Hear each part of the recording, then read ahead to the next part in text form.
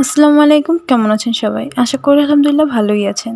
আজকে আমি আপনাদেরকে টমেটো দিয়ে পাবদা মাছের টক ঝাল করে দেখাবো। তাহলে চলুন দেখে আসা যাক। প্রথমেই দিয়ে দিচ্ছি হাফ চামচ হলুদ গুঁড়ো, এরপর দিয়ে দিচ্ছি হাফ চামচ মরিচ গুঁড়ো, এরপর দিয়ে দিচ্ছি হাফ চামচ লবণ, এরপর সামান্য একটু তেল দিয়ে ভালোভাবে মেখে নিতে হবে মাছটাকে ভালোভাবে মেখে নিতে হবে যাতে মশলাগুলো মাছের গায়ে ভালোভাবে লেগে যায়। মাছটা মাখানো হয়ে গিয়েছে, এবার আমি একটা ফ্রাইং প্যানে তেল গরম করে নেব মাছ ভাজার জন্য।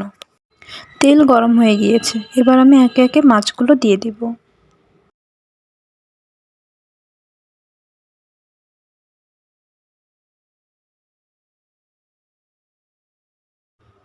মাছটার এক সাইড ভালোভাবে ভাজা হয়ে গেলে উল্টে দিয়ে অপর সাইডটাও ভালোভাবে ভেজে নিব।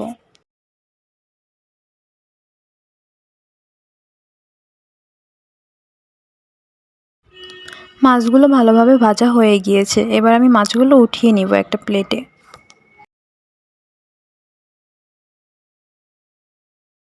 মাছগুলো উঠিয়ে নিয়েছি, এবার আমি ঝোলটা তৈরি করব।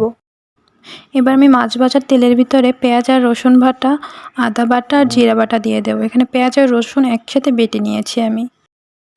এখানে আমি আদা বাটা 1 চামচ, জিরা বাটা 1 চামচ আর পেঁয়াজ বাটা পরিমাণ মতো নিয়ে নিয়েছি। এবার আমি একটু পানি দিয়ে দিচ্ছি। যে বাটিতে মাছ মেখেছিলাম সেই বাটিটাই পানি দিয়ে একটু ধুয়ে দিয়ে দিচ্ছি। এবার দিয়ে দিচ্ছি হাফ চামচ মরিচ গুঁড়ো, হাফ চামচ হলুদ গুঁড়ো আর হাফ চামচ লবণ। এবার মশলাটাকে ভালোভাবে কষিয়ে নিতে হবে কিছুক্ষণ, যাতে করে মশলার কাঁচা ঘ্রাণটা যেন না আসে। মশলাটা ভালোভাবে কষানো হয়ে গিয়েছে, এবার আমি টমেটো দিয়ে দেব। টমেটোটা দিয়ে ভালোভাবে কিছুক্ষণ নেড়ে পানি দিয়ে দিব। পানিটা দিয়ে 3-4 মিনিটের জন্য ঢাকনা দিয়ে রাখবো। পানিটা ভালোভাবে ফুটে উঠলে মাছগুলো দিয়ে দিব। পানিটা ভালোভাবে ফুটে গিয়েছে, এবার টমেটোকে এক সাইডে এনে মাছগুলো একে একে দিয়ে দিব।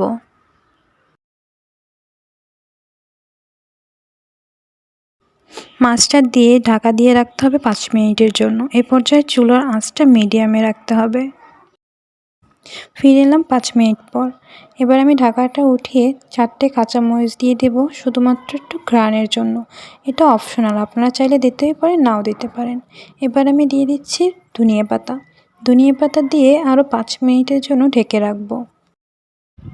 ফিরে আসলাম 5 মিনিট পর। দেখুন আমার রান্নাটা কিন্তু হয়েই গিয়েছে। এবার আমি চুলাটা অফ করে নামিয়ে নেব। তৈরি হয়ে গেল টমেটো দিয়ে পাবদা মাছের টক ঝাল।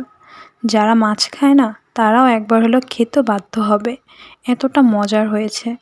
আপনারা চাইলেই বাসায় আজকের রেসিপিটি একবার হলেও ট্রাই করে দেখতে পারেন। আর আজকের রেসিপিটি যদি আপনাদের ভালো লেগে থাকে তাহলে লাইক, কমেন্ট, শেয়ার এবং সাবস্ক্রাইব করে আমার চ্যানেলের পাশে থাকবেন।